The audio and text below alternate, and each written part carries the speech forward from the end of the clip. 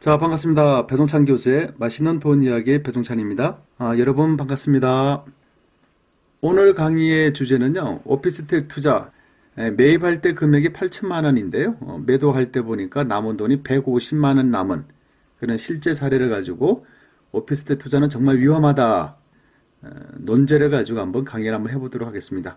오늘 강의의 포인트는요, 오피스텔 투자성 분석, 성공 사례, 실패 사례, 8천만 원 투자 후 150만 원 남긴 사례, 오피스텔 투자의 장단점, 오피스텔 투자 유의점, 또 여러분이 궁금하게 생각하시는 거, 상기 신도시 오피스텔 투자성까지 한번 예측하는 그런 시간까지 한번 가져보도록 하겠습니다. 사람들은 왜 오피스텔을 찾는가? 사람들이 왜 오피스텔을 이렇게 구매를 할까요? 제가 보는 점은 세 가지 욕망 때문에 오피스텔을 구입을 한다라고 봅니다. 그 세 가지 욕망 중에 먼저 개인에 관련된 욕망이죠. 개인들은 안전한 부동산을 선호를 해요. 거기다가 고정적으로 꼬박꼬박 들어오는 월세를 선호를 하겠죠. 그리고 이왕이면 투자하는 금액이 소액이면 좋겠죠. 그래서 이러한 욕망이 이제 개인적인 욕망이고요. 이제 오피스텔을 분양하는 또 건설하는 회사 입장에서 본다면 이런 회사들은 큰 수입을 노린다면 아파트를 짓겠죠. 근데 아파트를 지을 여건이 안 되는 거예요. 그 자금력이 안 되고 뭐 기타 등등 해가지고 아파트를 지을 여건이 안 되니까 이제 오피스텔을 짓는 거죠. 그래서 오피스텔을 짓다가 수익이 창출되면 이제 아파트 쪽으로 이제 들어가겠죠. 그러다 보니까 기업에서는 아파트를 할 수가 없으니까 이제 오피스텔을 지어서 분양해서 수익을 창출하는 게 또 기업의 욕망이겠죠. 분양하는 회사 또 오피스텔을 짓는 회사 입장에서는 광고를 해야 됩니다. 광고를. 그래서 개인이 가지고 있는 그런 생각들, 노후가 보장되게 하는 거, 노후가 보장되는 월세를 받게 하는 거.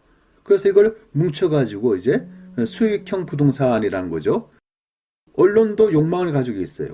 오피스텔을 홍보를 해주고 기업에서 돈을 받아먹으니까 언론도 수익 창출이라는 욕망이 있는 거죠. 그래서 요즘 오피스텔 요 뉴스를 보면 이게 뭐 뉴스 기사인지 아니면 오피스텔을 홍보하는 광고물인지 뭐 헷갈리는 경우가 있죠. 한번 볼까요? 2018년 오피스텔 관련된 뉴스입니다. 수익형 부동산 오피스텔 인기, 노후 대비로 오피스텔 붐, 어디역 도보로 몇 분 거리, 직주 근접 프리미엄 오피스텔, 1년간 세입자 보장, 금사라기 땅의 오피스텔, 투자 가치가 뛰어난 알짜 중에 알짜 오피스텔, 수익률은 높고 황금성이 우수한 소형 오피스텔 전성시대라고 이렇게 홍보를 하는 거예요. 이 뉴스만 보면 이 개인이 가지고 있는 그런 작은 욕망들, 즉 소액으로 월세를 누리고 안전한 부동산, 한마디로 말해서 수익형 부동산이 되겠죠. 이렇게 홍보를 하게 되고 이렇게 뉴스가 나오게 되면 개인 입장에는 사고 싶은 욕망을 이제 억제할 수가 없는 거죠. 그래서 오피스텔을 분양하는 모델하우스 가게 되고 거기에서 사인을 하게 되죠. 그래서 결국은 사인을 하게 되니까 팔아먹는 사람은 이득이 되는 거고 매수한 사람은 눈물을 흘리는 사인이 되는 거죠. 한번 실제적으로 투자를 한 사람 얘기를 한번 해드리죠. 1997년도 대전 둔산동 오피스텔에 관련된 뉴스입니다. 요 당시만 하더라도 이제 정부 청사가 대전 입주라는 거, 그 당시에 이슈가 됐죠. 그러다 보니까 이 신문 뉴스에 나오는 겁니다. 수익형 부동산 오피스텔 인기, 노후 대비로 오피스텔 붐, 대전시청형 도보로 몇 분 거리, 둔산동 백화점 옆에 수요층 풍부, 금사르게 땅의 오피스텔, 투자 가치 뛰어난 알짜 중에 알짜, 수익률은 높고 황금성이 우수한 소형 오피스텔 전성시대. 똑같습니다, 말이. 그러니까 현재 2018년 지금이나 지금부터 21년 전인 1997년이나 오피스텔에 관련된 뉴스는 비슷비슷하고 단어 몇 개만 바뀌지는 거예요. 이거하고 2018년하고 차이점은 정부 청사 대전 입주 최대 수혜 요 문구가 틀린 거죠. 그러니까 요 당시 1997년 당시에는 정부 청사 대전 입주 최대 수혜가 오피스텔이다 라는 논지로 오피스텔을 분양을 하는 거죠. 그러다 보니까 사람들이 그러면 정부 청사가 대전에 들어오니까 오피스텔도 투자성이 있겠네 라고 이제 매입을 하는 거죠. 그래서 요번 같은 경우에는 오피스텔을 15평짜리를 오피스텔 분양가 약 6천만 원을 그때 6천만 원에 다 끝난 줄 알았다면 건설회사가 부도가 난 거예요. 부도가 나다 보니까 추가 분담금 들어갔고 또 오피스텔은 취득세가 비싸잖아요.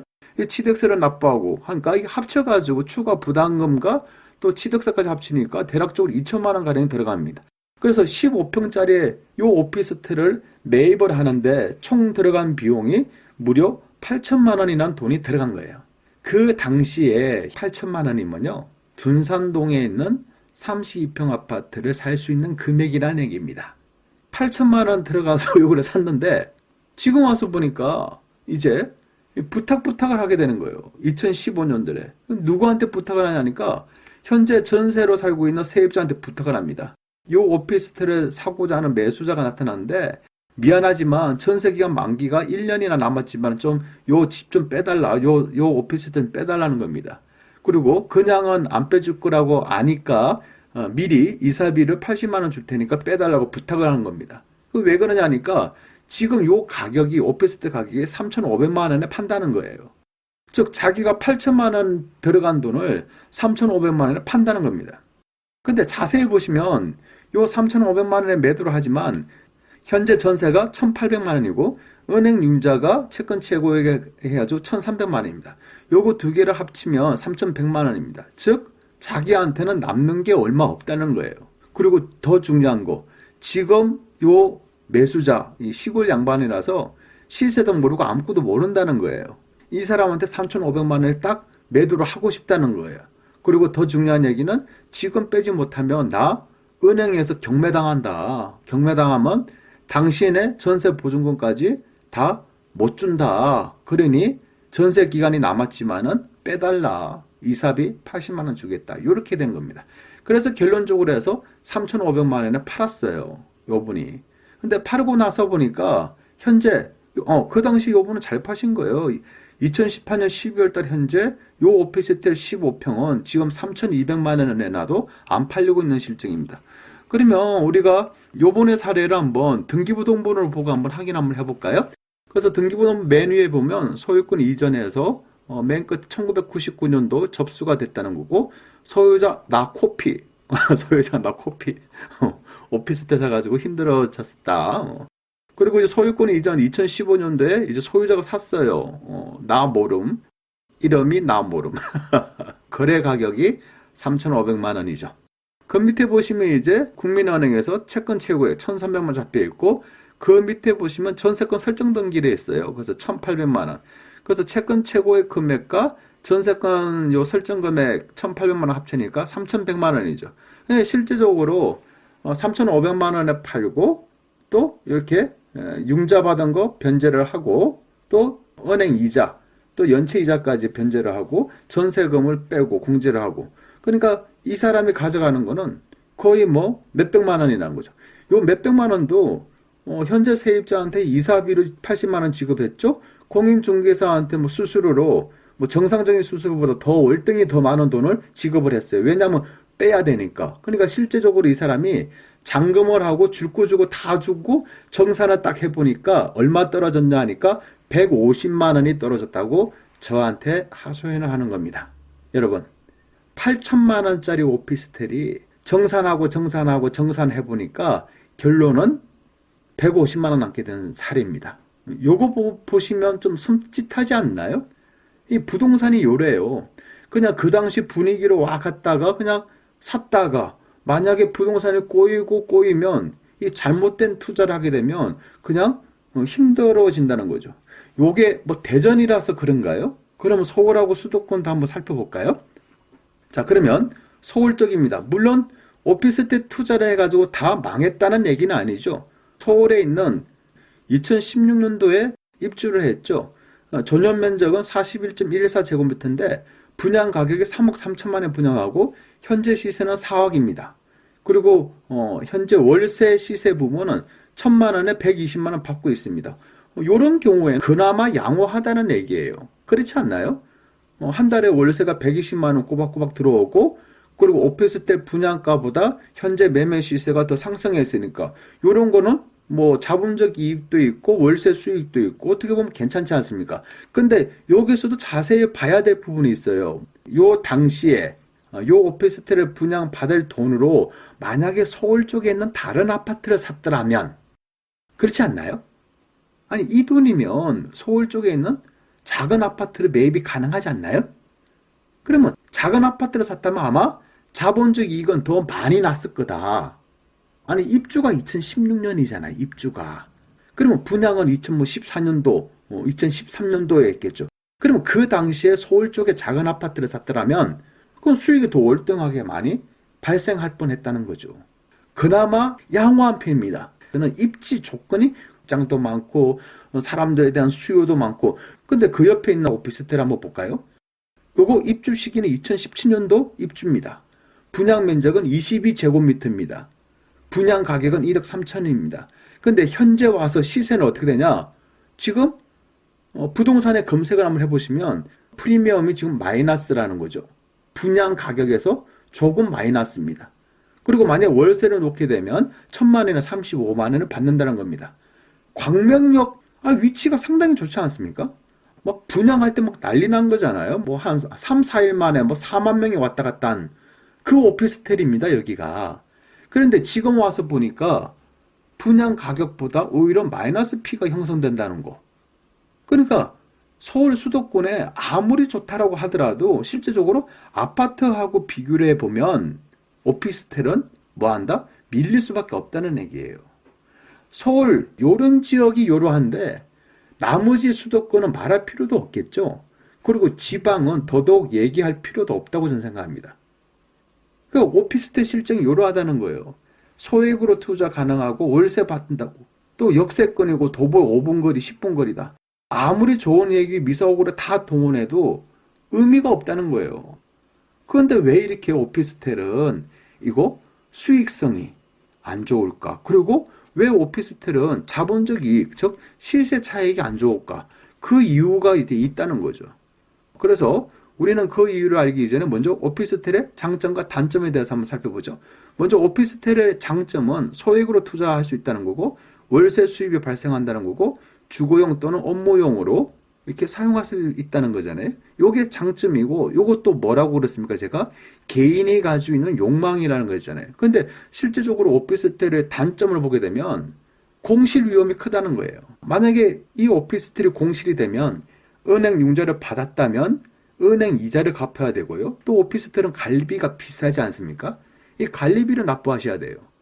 그리고 취득세가 일반적인 아파트라면 1.1%인데 오피스텔 같은 경우 취득세가 4.6%입니다. 즉 2억이면 취득세 4.6%에다가 국민주택 채권이니 뭐 인지니 또 법무사 수수료 기타 등등 비용으로 합치면 2억이면 거의 1,000만 원 들어가지 않습니까? 이렇게 취득세가 어마어마하다는 거예요. 등기 비용이. 그리고 이 오피스텔 단점은 전용 면적이 좁다는 거죠. 아파트하고 틀리잖아요. 복도나 공용 면적이 많아가지고 거의 뭐 공용 부분 면적하고 전용 부분 면적이 거의 뭐 5대5에 가까운 정도로 이렇게 많다는 거죠. 분양 평수는 예를 들어서 20평인데 실제 내가 사용하는 평수는 10평밖에 안 된다는 얘기잖아요. 그리고 이 오피스텔의 가장 큰 단점은 낮은 황금성이 있다는 거예요. 그래서 제가 보는 점에서 가장 문제는 오피스텔은 최초 분양 가격이 아마 최고 가격이 될 가능성이 아주 높다는 거예요. 지금까지 우리가 보셨잖아요. 그 대전에 있는 거, 또 이제 광명역에 있는 거, 전국의 수많은 지역에, 전국의 그 모든 도시에 있는 오피스텔 가격을 놓고 한번 보세요. 여러분이 살고 계시는 주변에 오피스텔의 20년 전 가격과 10년 전 가격하고 현재 가격을 비교를 한번 해보시면 아마 오피스텔을 샀는데 내가 올랐다라고 하는 데보다 오피스텔을 샀는데 떨어졌다라고 하는 데가 더 많다는 거예요. 요렇게 오피스텔에 대한 단점이 많은데도 불구하고 그래도 내가 그래도 사야겠다라고 생각한다면 오피스텔 투자할 때 유의점 요건 꼭 알고는 사셔요. 첫째 교통, 둘째 입지, 세 번째 일자리, 네 번째 관리비가 평당 얼마냐. 그리고 다섯 번째 냉난방 중앙공급 개별 냉난방이냐. 요거 참 중요해요. 오래된 오피스텔은 아직도 중앙공급이 있어요. 그러면 토요일, 일요일, 주말에 냉난방이 안 돼요.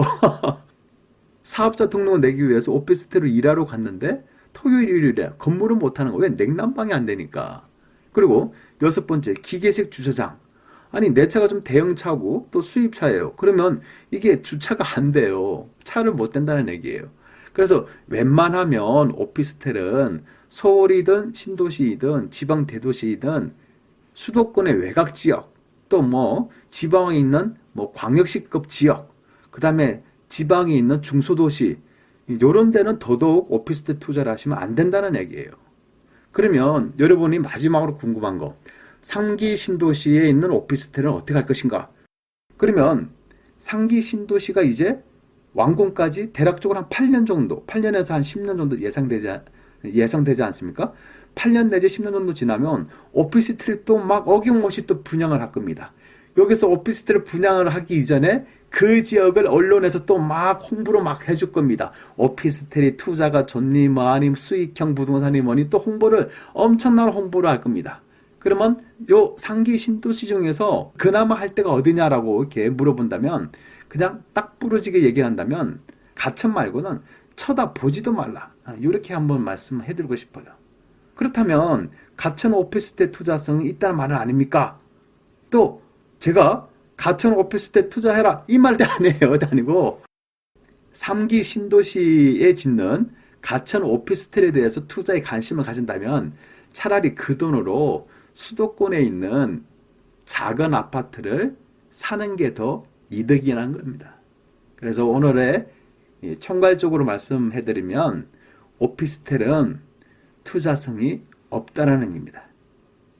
그리고 지방 대도시 또 서울 수도권 외곽 그런 지역에 오피스텔을 샀다면 고통이 시작이고 이 고통이 언젠가는 뭐 해결되겠지라는 고통이 아니라 시간이 지나면 지날수록 더 엄청난 고통으로 다가올 겁니다. 그래서 오피스텔은 투자할 때 웬만해서는 투자 안 하시는 게 좋다. 친구와 함께 오피스텔 분양 사무실 가면 안 돼요. 나는 관심이 없다라고 하더라도 친구가 오피스텔 구경하자, 모델하우스 구경하자는 순간, 따라가는 순간 너무 멋진 남자들, 너무 예쁜 여자들 때문에 그 말에 또 현란한 말기술, 그 말에 또 혹하고 난 이거 살 생각이 없어 라고 했지만은 모델하우스 잘 꾸며놓고 또 멋진 사람이 또 멋진 여자가 또 현란한 말솜씨로 해서 이 오피스텔은 투자성이 굉장하다라는 그 말잔치에 난 살 생각이 없었지만은 그런 말잔치에 내가 사인을 하게 되는 겁니다. 사인하고 나서 또 전화를 줄 겁니다. 저한테 1주 뒤, 2주 뒤, 한 달 뒤에 교수님 저는 사고 싶은 마음이 없어서 갔는데 친구 따라 갔는데 친구는 안 샀는데 제가 샀습니다. 그리고 산 김에 2개 샀습니다. 이렇게 또 전화가 와요. 상담 전화가 와요. 숱하게 많은 이런 상담 전화를 받습니다. 그럼 제가 그분한테 이렇게 물어봅니다. 현재 시세는 어떻게 됩니까? 라고 하면 현재 시세가 자기가 계약한 금액에 비해서 현재 마이너스 1,000만 원, 2,000만 원, 3,000만 원이라는 겁니다. 전국의 수많은 사람들하고 상담을 해드려도 얘기를 나눠봐도 오피스텔 투자해가지고 돈을 벌었다는 사람은 몇 사람 안 되고 나머지는 다 어떻게 하면 좋겠습니까? 도와주세요라는 사람들만 있습니다. 요게 오피스텔 투자의 현실입니다. 이상까지 배종찬 교수의 맛있는 도움 이야기였습니다. 감사합니다.